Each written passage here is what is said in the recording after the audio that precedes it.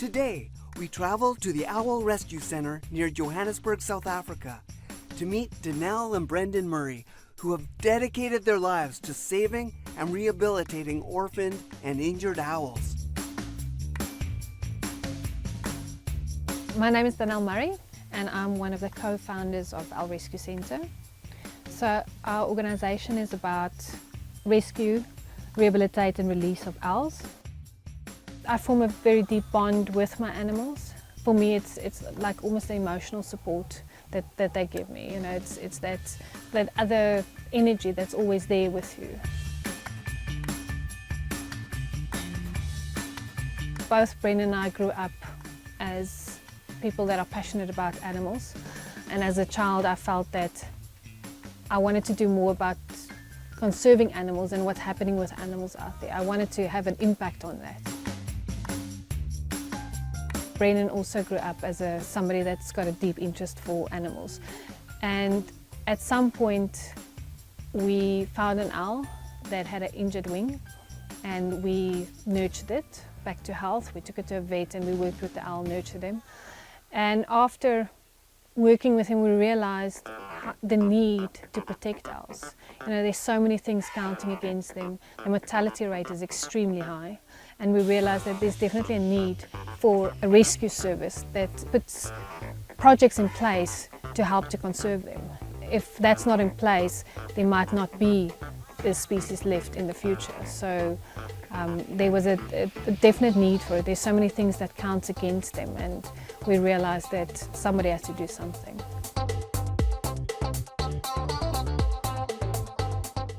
Most of the rescues, so he spends a lot of time going out to different places and performing an actual rescue. There's two species of owls that we call urban owls. So they live in very close proximity to people. And because of that, they often get themselves into trouble. So we have lots of owls getting stuck in buildings, nesting where they shouldn't be nesting, you know, where it's harmful for them to be there. And Brendan would go out and do those rescues, bring them back here, and we'll go through the process of then rehabilitation and release back into the wild.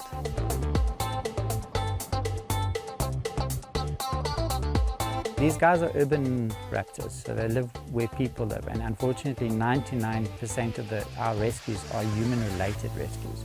So whether it be rat poison, or a kid shot them with a pellet gun, or an electric fence, or a car drove over them, and then that 2 weeks when they're on the ground, when they haven't fledged yet, a lot of people pick them up because they walk. They can walk half a kilometre from the nest. So people will pick them up and they say, well, we don't see where the parents are. Then they will go drop them off somewhere and somebody else will take them, and then eventually they'll come through to us. Ideally, you would like to go and put them back where they are, but if you don't know where they originally came from, you'll keep them. And a lot of the times the parents have been killed, yeah. So we then just, we give them to surrogate moms and dads.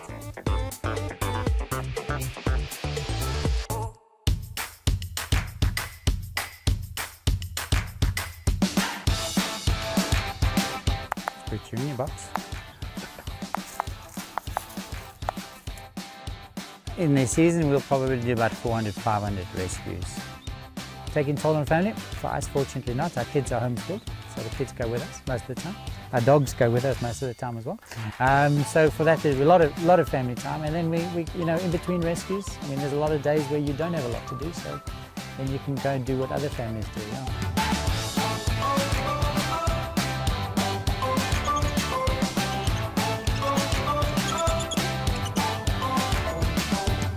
This is Bubbles. Bubbles is a spotted eagle owl, and Bubbles is missing a couple of chromosomes, so she's not quite right. She was also kept as a pet, so she's imprinted. She will never be able to be released, but her bone structure is good, She's got a good bone structure. The people that kept her did feed her the right food, so they gave her mice and birds and chickens and that. So fortunately, she is strong that way. She's special, yeah. So what we do is during the day she comes out and gets her sun, and then come on, girl. Here you go. Oopsie daisy. There you go. Go away. So when she looks up there, we call that stargazing. That's a neurological problem that she has. Yeah. So she was born with that. When she was born, her brothers and sisters left the nest, and the lady was watching them. She was monitoring them, and there was one baby that wasn't coping. So that's this one. That's the one she took out. So from a baby, there was just lots of problems wrong with it. A lot of people are scared of owls. There's a lot of superstition attached to owls, and when you have a girl like this that is totally imprinted, kids can come and touch her, and she doesn't do anything. She just love bites, yeah, love. And there's no grip. She's not grabbing at all. She's just sitting there. You would never have a wild owl sit on there. He would grab you very hard, and you would bleed.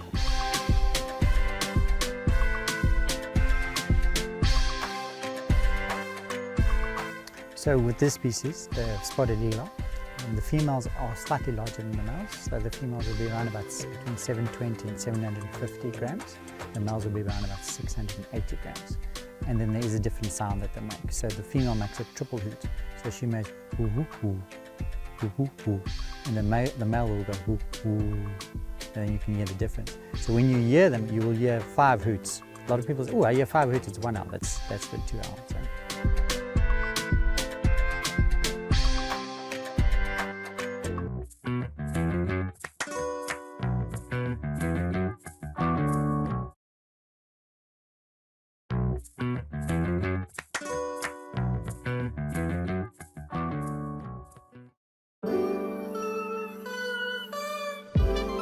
Every season, hundreds of injured and orphaned owls are brought to Danelle and Brendan at the Owl Rescue Center for care and rehabilitation.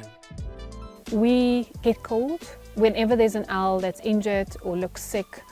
A public member would call us and notify us of the owl. We would then go out and rescue the said owl, bring him back here and do rehabilitation. The rehabilitation process varies depending on the reason why the owl comes in. We've got anything from wing injuries to diseases to poison owls. So every process is different depending on what we're treating for. The most common treatment when they do come in is to stabilize. So first thing we do is we make sure that they're hydrated, they're kept warm and they're stable, and from there it depends on what is needed. Sometimes our vets would have to operate. Sometimes it's just babies that we need to raise until they're ready to go back into the wild.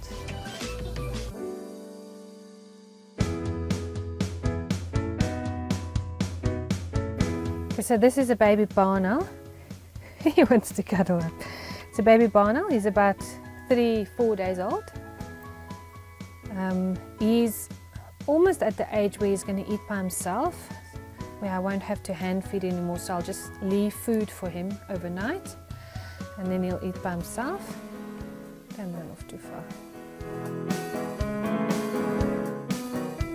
So he's going to be fully fledged at about between 56 and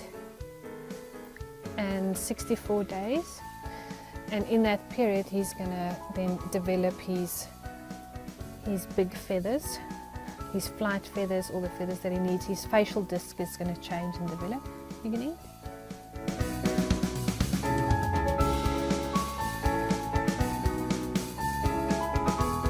The facial disc of the barn owl is very important for, it actually funnels sound to the ears. So the ears sit on the side of the head and it is offset. So the one sits a little bit higher than the other. And the sound basically catches the facial disc and then gets funneled to the ears so that they've got extremely good hearing. They can actually hunt on hearing alone. Come, sweetheart. I'm going to try another one.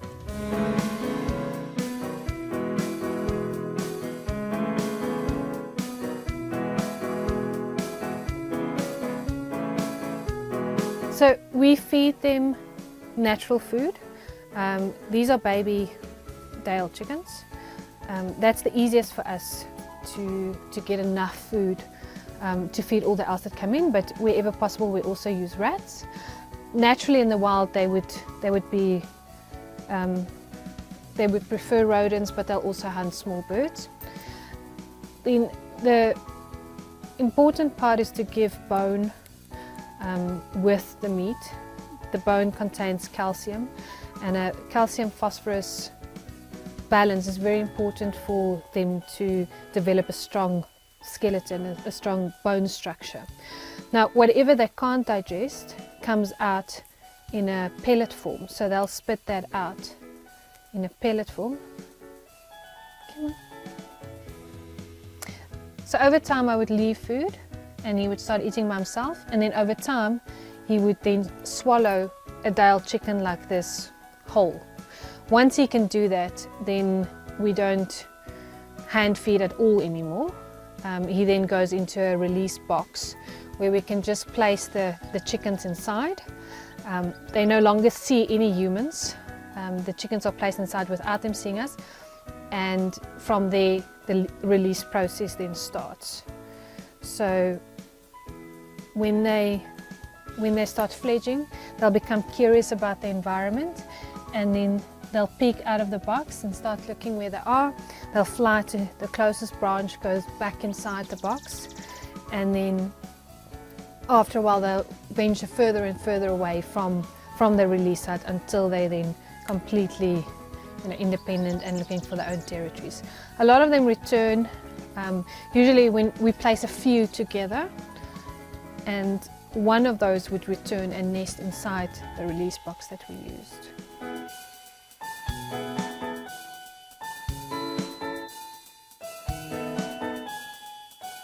You're going to swallow that? Let's see if we'll swallow that. No, don't like heads.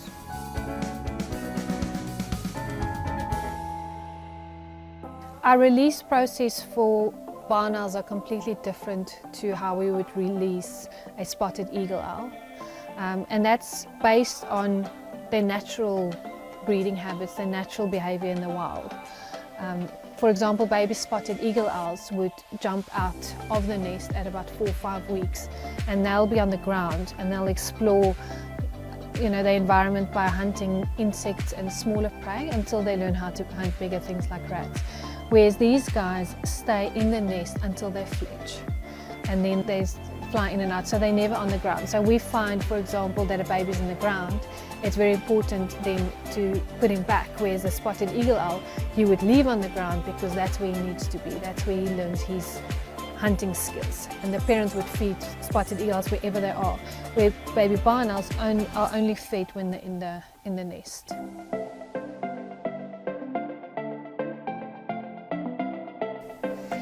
So we would, as far as possible, try and raise a few babies together.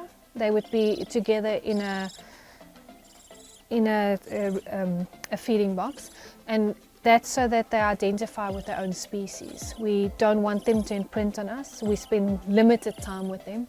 It's once I've fed, I would put him back, and he would go with his own kind, so that there's no imprinting. We don't want him to think he's a human. He needs to know that he's an owl, and he needs to understand what species of owl he is.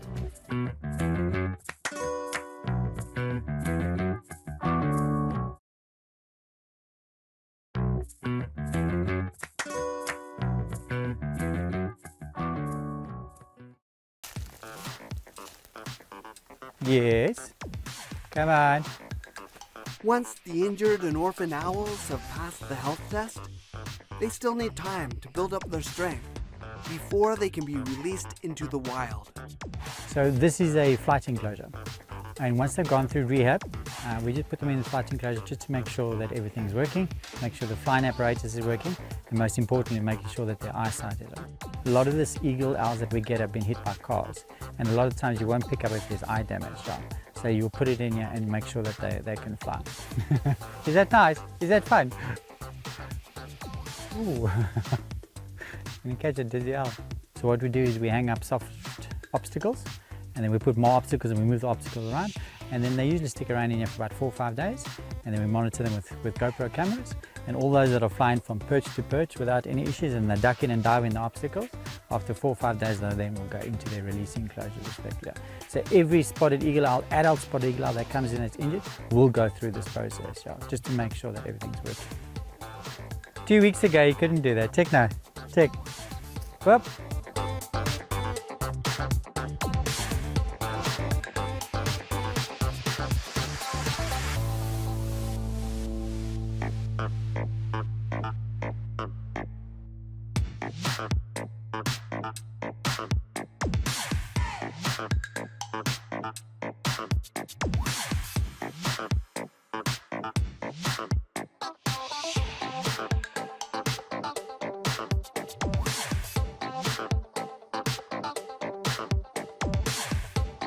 So what we've got here is 2 barn owls. They've gone through the rehabilitation process. They came in injured, they recovered from injury.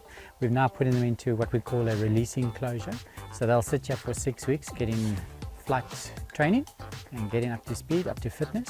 And after 6 weeks we then open up and then they're free to go. Instead of just letting them go, we do a soft release where we slowly help them to reintroduce back into the wild. We open up what we call a hatch. So it's a door in the aviary where they can leave and come back at their own will. And then we place food out on platforms so that when they struggle to find food in the wild, they can come and feed from there. And then slowly they learn to hunt again, they get used to the environment, and then we reduce the amount of food that we put out until they're completely self-sufficient. Quite important process this of releasing them in a releasing closure is that they get habituated to the area. So what you don't want to do is you don't want to just go and just release an owl somewhere because you don't know, he's not going to stick around, he doesn't know that it's his territory. So you want him to get used to the sounds and where his food is, and you want them to stay as long as possible. An owl that stays longer in an area like this, better chance of their survival once they move on to their own, into the wild. But a lot of them stay around for quite a while because it's easy for them here. They're protected from danger and there is obviously food availability for them. So we have a lot of owls that become permanent residents on the sanctuary. We put up owl houses all around the sanctuary as well so that they can breed here and permanently live here. And those that don't, go find their own territories. They're free to go anywhere and go find territories. So a lot of the surrounding farms have noticed owls breeding on their farms now. So it just moves, they just move further on and find their own territories. Right, let's hope they can fly. Are we flying? Oh no, let's see. Are we sleeping? It's still a bit early for these guys, eh? It's still a bit early, so yeah, they, these birds are nocturnal, so ideally they want to sit here till night time, but for the... Yes, yeah.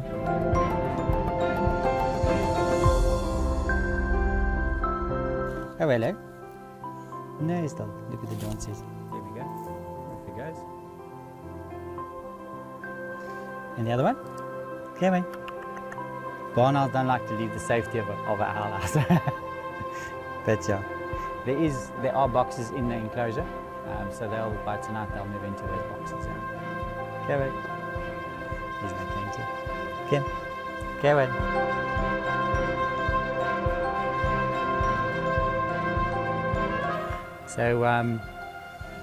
So what we do is once we release them, we do monitor them. So in the evenings we come and we monitor them. We also put up cameras. We put up GoPro cameras to monitor them.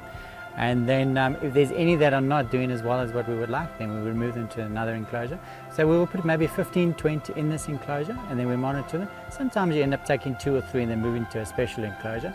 And then these guys then, once they're all right and ready and they're flying, that's all you want to do is just make sure that he flies the whole night. And if he's doing that, then and they're eating well and their weight is right, then they can go.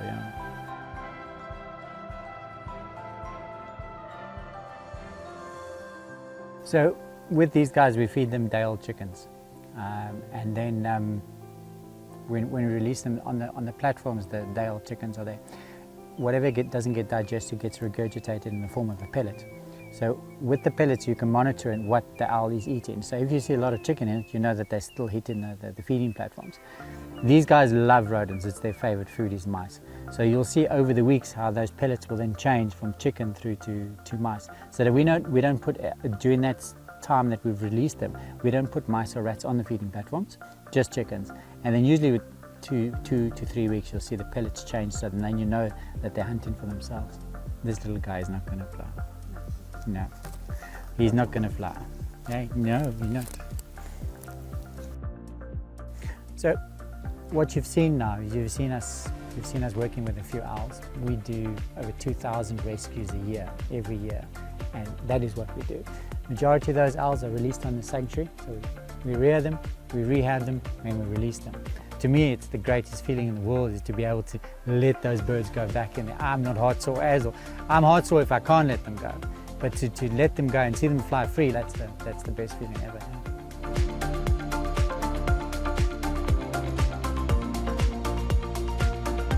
When we work with the owls, it's very important for us that they go back into the wild. So even though it's natural to form some kind of attachment, we always know that their purpose is to go back.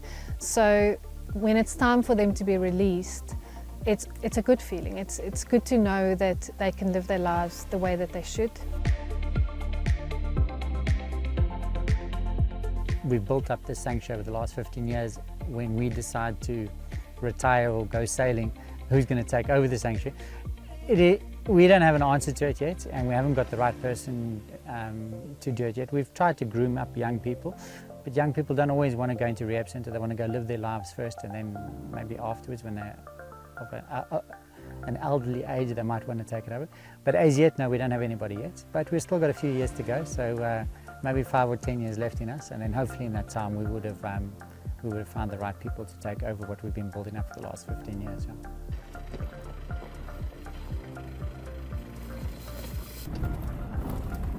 To run a wildlife rehabilitation centre in South Africa, yeah, you've got to dedicate your life to wildlife. You're not chasing money, that's for sure. So you're looking after wildlife. But I think once you're in it, I think the choices come quite easy, and that you see, listen, I'm not making money from this, but it is a good lifestyle though, you know. You travel a lot, you get to meet a lot of great people, you get to rescue wildlife, which my wife and I are both very passionate about. So yeah, and at the end of the day, it's been a good life, and it'll carry on being good.